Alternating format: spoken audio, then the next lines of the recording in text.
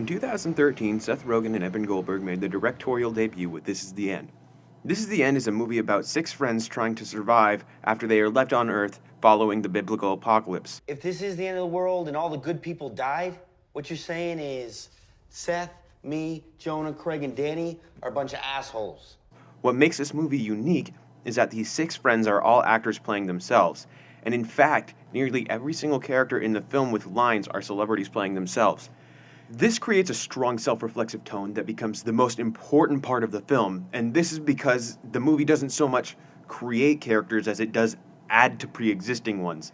It becomes evident how crucial the self-reflexive nature of the movie is when you watch how the film plays with the audience's expectations and perceptions of the actors, how it can typically create interest in actors that the audience may not be as familiar with, and how it references the actors' careers and personas in direct ways. Stop eating!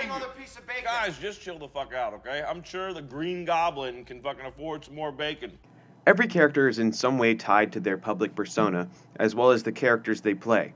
The actors and writers play on the public perception of themselves and the various forms of roles they play or the kinds of artistic contributions that they tend to make. A minor character that is a great example of this being evident in the film is Michael Cera. Michael Cera is typically put in roles where he plays a sweet, awkward, soft-spoken character. Oh, it's so cute. She sometimes takes a little pack of mayonnaise and she'll squirt it in her mouth, all of it, and then she'll take an egg and kind of, she calls it a mayonnaise. But in This Is the End, Michael Cera is turned into this. Hey, hey, does this Coke smell funny?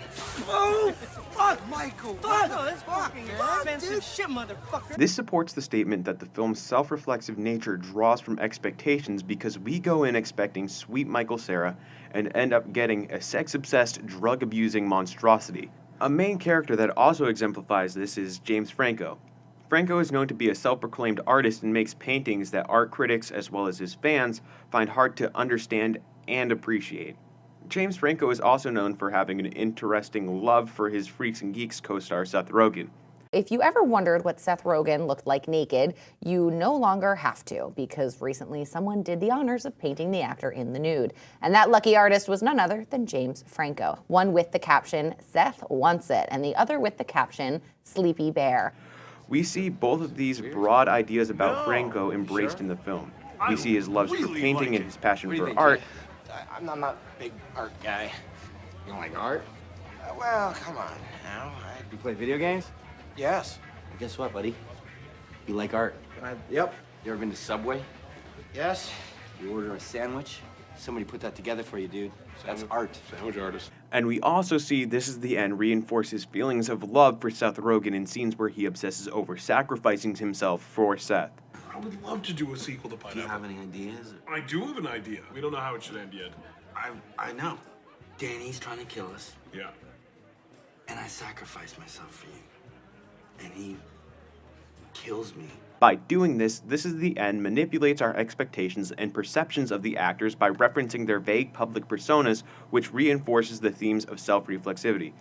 Even characters that might not be as well known to the audience still perpetuate the self-reflexive way that This Is the End functions.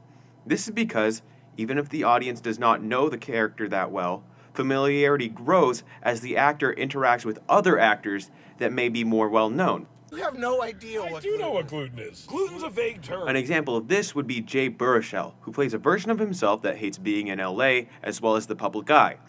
Many may not know Baruchel like they know Rogen, but they slowly grasp who he is through the way he interacts with characters like Rogen.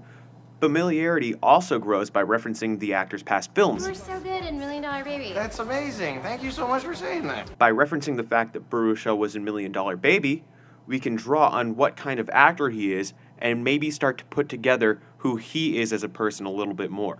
This leads into my final point. This Is the End also uses self-reflexivity to its advantage by the way it directly references past works of the actors. The film does this through props and memorabilia. The video camera from the movie 27 Hours. 127 hours. 127 hours, and a functioning revolver from the movie Flyboys. At one point, the main characters even make a sequel to the Rogen-Franco buddy comedy Pineapple Express, which also starred Craig Robinson and Danny McBride. This goes beyond the typical self-reflexive movie within a movie because it reflects on the group's movie-making process and lightly makes fun of their own writing style.